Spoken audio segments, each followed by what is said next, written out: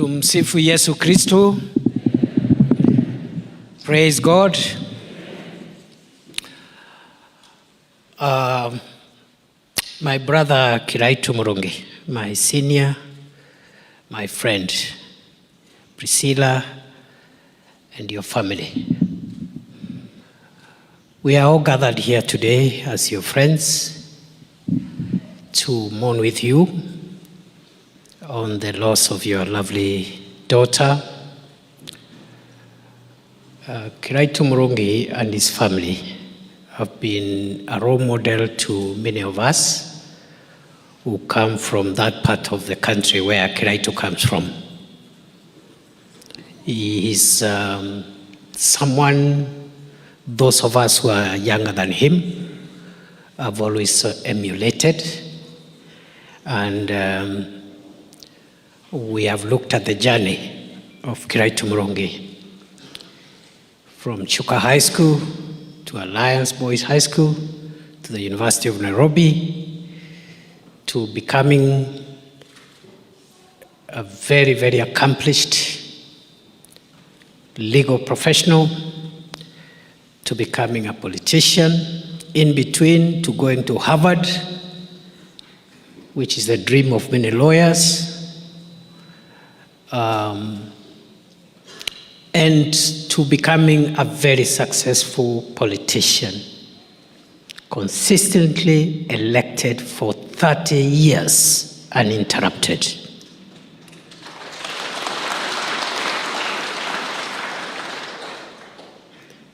In all these things and in his many successes, Kiraitu Murungi has remained a strong family man, and therefore for those of us who are younger than him, we have learned one or two things about family values and the need to remain committed to family and community.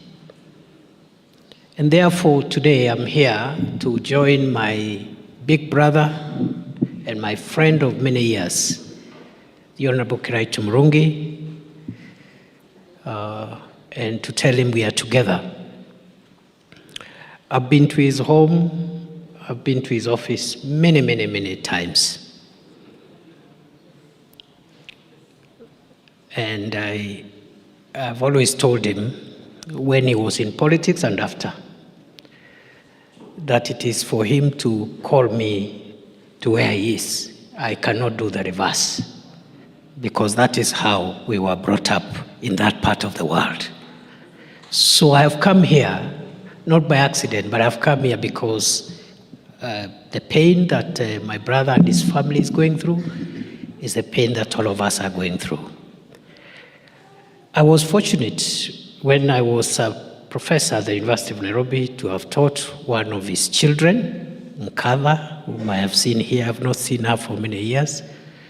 I just heard Priscilla introducing her here and their husband, Mr. Omondi, whom I have not met.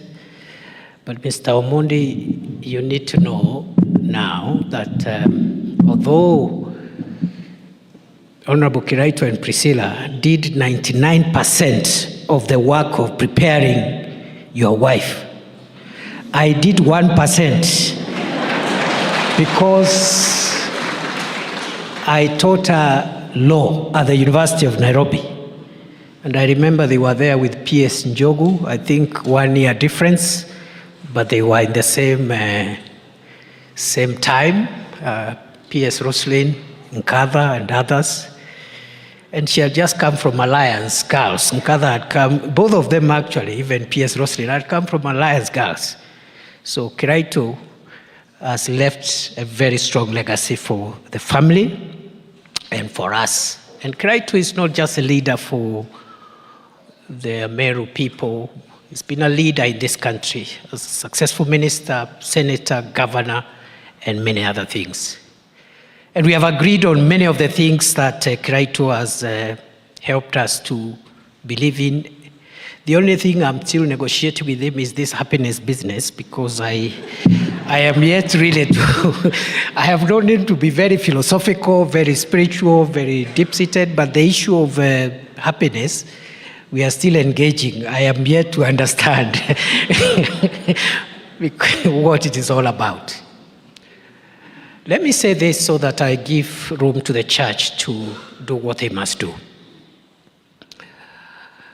As we reflect on the life of Anita and Kiraitu's family, it is a good time to reflect about our country, because our nation is formed by the aggregation of the families that constitute the Kenyan people. I want to respectfully request that as we transact our national issues, our national challenges, we must preserve and prioritize national peace and national stability. We take our stability and our peace for granted unless and until when it is taken away. Even for a moment, for a minute, you can see the strain that we put ourselves when our peace, our stability is threatened. We will not agree all the time on all the issues. We cannot agree. We'll disagree on politics, on many issues. But the one thing all of us in government, opposition, and independence, the one thing we must protect jealously is the peace, stability, and cohesion of our country. I want to respectfully request all stakeholders of whatever shade of opinion, of whatever persuasion, to love Kenya more than they love other things, and to preserve Kenya as our homeland. I want to end my remarks by conveying the condolences of President William Ruto, who is out of the country at the moment. The President has been in touch with Governor Kiraitu Murungi directly. He has spoken to him. He has passed his condolences, and he has offered his support directly to the family. And therefore, President Ruto mourns with us.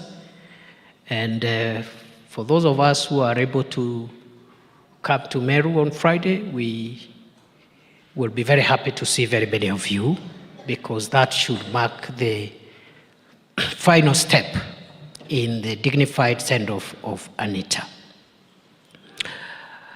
I wish you all the best on a happier occasion. I would have said many other things, including the things that I say often, but today is not the day.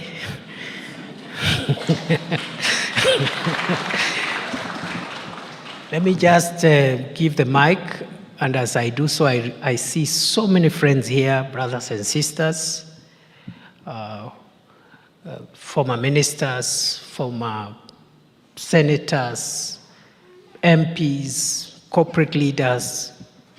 And sorry, because many of you, because you're leaders in your own right, you would have wanted to speak. But sometimes because of the constraints, please feel respected and appreciated.